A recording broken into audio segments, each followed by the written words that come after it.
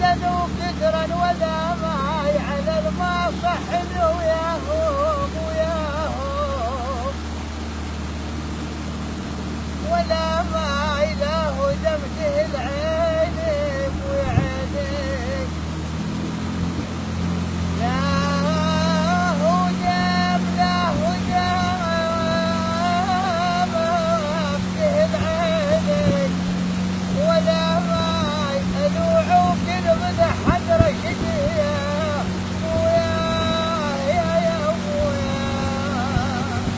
احنا جانب هذا الموسم الشتوي اجتنا طيور متعدده، منها دجاج الماي ومنها البط ومنها الخضيري، وعندنا توصيات من المكاتب لا للصيد الجار ولا مع الاسف ما التزمنا باللي تريد الدوله، لانه هسه احنا محتاجين الى سدود ومحتاجين الى منع صيدنا، لكن اكو بس طير وصونا عليه قالوا هذا الطير اللي يشوفه لا حد يضربه ولا حد، هذه هي يسمونه البط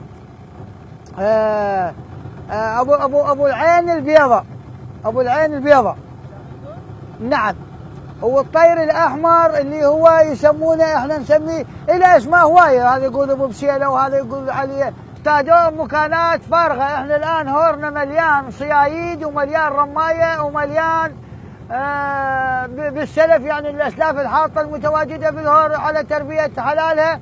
احنا واحد يقول واحد هل تنهض هذه، يعني عندنا ارشادات من المكاتب وعندنا من الدوله ما ينصاد، نريد بلكي يتكاثر عندنا بالعراق.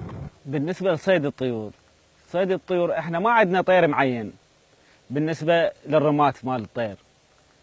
ذول الصيادين يجون اي طير موجود هنا يرميه، لان ماكو رقابه من الهور، ماكو متابعه، ماكو فد شيء ممنوع عليهم. يابا احنا بس هذا الطير للرمي للصيد، احنا اي طير نصيده هنا.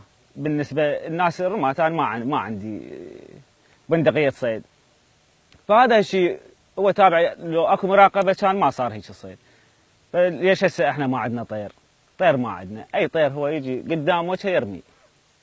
فطير حتى لو طير ما ينوكل، حتى لو طير للزينه يمكن اكو موجود هنا.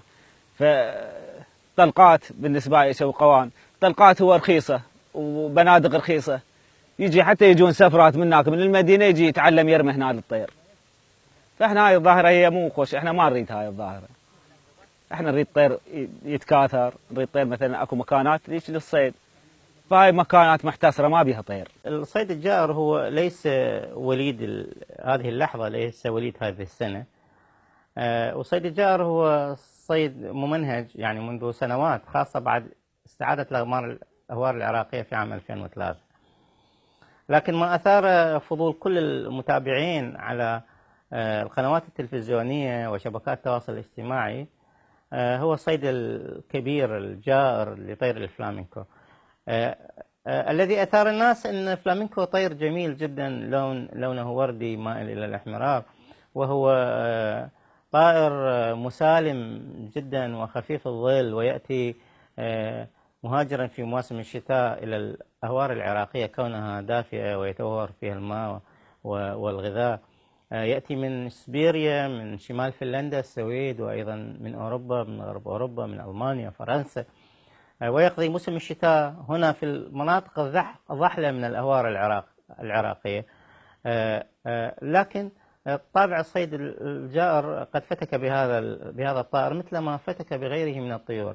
علما هنالك عدد من الطيور اليوم الموجودة والتي لا تؤكل أصلا لا يتحرش بها الصيادون. على سبيل المثال الكومون كينج فيشر، أو ملك الصيادين الدائمي، أو الكينج فيشر ملك الصيادين نسميه احنا السميتشي، أو طيور أخرى.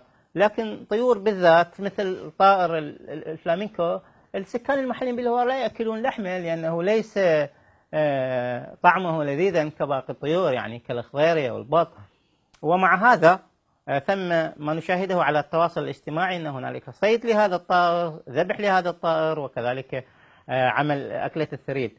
اليوم الغريب تجد في الأسواق المدن الكبرى المتاخمة الأهوار العراقية مطاعم تعتمد على الطيور المهاجرة، وخاصة في مدينة العمارة. على سبيل المثال هنالك مطعم يقدم الطيور على التمن، وهذه الطيور يصطادونها بعمل البحيرات وما يسمى بالدوشة.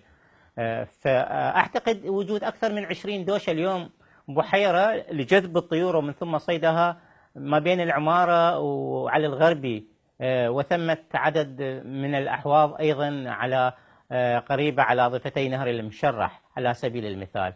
هذه مخاطرة كبيرة، هذه مخاطرة سيما أن العراق عضوا في البيرد لايف انترناشونال متمثلا بمنظمة طبيعة العراق، وهذا خطر لأن احنا العراق أيضا داخل ضمن اتفاقيات دولية منها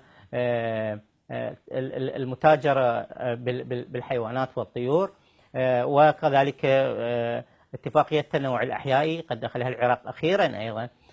هذا من جانب. من جانب آخر هذا يقلل جمالية الأهوار العراقية، وجود هذه الحيوات الجميلة من الطيور والثدييات والحيوانيات والفقريات والغطاء النباتي الجميل، وأيضا يقلل فرص السلسلة الغذائية المستدامة، يعني هذا سيؤثر على الاقتصاديات المستدامة لسكان الأهوار من جهة.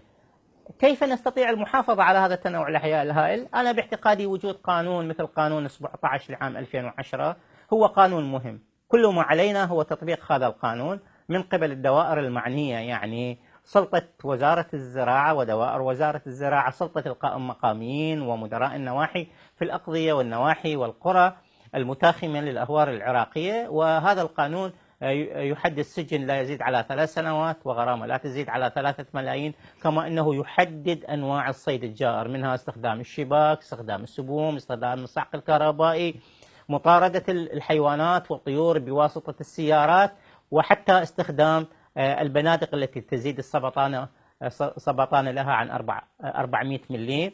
كذلك يحدد أوقات الصيد، عدد أنواع الصيد. هنالك تعليمات وتفصيلات مهمة لهذا القانون. كل ما علينا تطبيق هذا القانون واتخاذ الإجراءات الرادعة للصيادين وضعاف النفوس الذين يعكرون الجو الجميل والتنوع الأحيائي الهائل للأهوار العراقية.